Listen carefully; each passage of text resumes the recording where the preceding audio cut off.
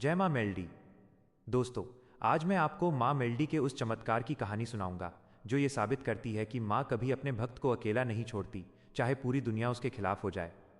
कहानी की भूमिका एक छोटा सा गांव था जहां एक बहुत ही गरीब परिवार रहता था। उस परिवार में एक बुजुर्ग दादी और उनका पोता था। उनके पास न धन था, न जमीन, बस एक अटूट विश्वास था मद वाली माँ मेलडी पर।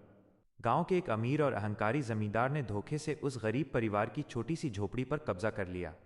उसने नकली कागज बनवा लिए और उन बेसहारा लोगों को गांव से बाहर निकालने की धमकी दी। दादी रोती हुई माँ मेलडी के मंदिर पहुंची। उसने कोई लंबी चौड़ी पूजा नहीं की, बस मंदिर की चौखट पर अपना सिर रख दिया और कहा, तारांकन, हे माँ, मैं बूढ़ी हूं, मेरा पोता छोटा है। अगर तूने हमारा हाथ छोड़ दिया तो हम कहाँ जाएंगे? लोग कहते हैं तू राजा को रंक और रंक को राजा बना देती है।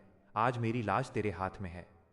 रात को जब जमींदार सो रहा था तो उसे सपने में एक तेज रोशनी दिखी और एक भयानक दहाड़ सुनाई दी। उसे साक्षात माँ मेलडी का आभास हुआ, जिन्होंने चेतावनी दी कि तारांकन, पराया हक छीनने वाले का विनाश निश्चित है। सूरज ढलने से पहले वो झोपड़ी वापस कर दे, वरना तेरा साम्राज्य खाक हो जाएगा। जमींदार घबरा कर उठा। उसे अपनी गलती का एहसास हुआ। सुबह होते ही वो नंगे पैर दादी की झोपड़ी पर गया, उनके पैर पकड़े और माफी मांगते हुए न केवल उनकी झोपड़ी वापस की, बल्कि उनके गुजारे के लिए कुछ जमीन भी दान में दे दी। पूरा गांव ये देखकर दंग रह गया कि जो जमींदार किसी की नहीं सुनता था, वो माँ की शक्ति के आगे झुक गया। भक्तों, माँ मेलडी सिर्फ धूप दीप से प्रसन्न नहीं होती, वो सच्चे भाव और पुकार की भूखी हैं।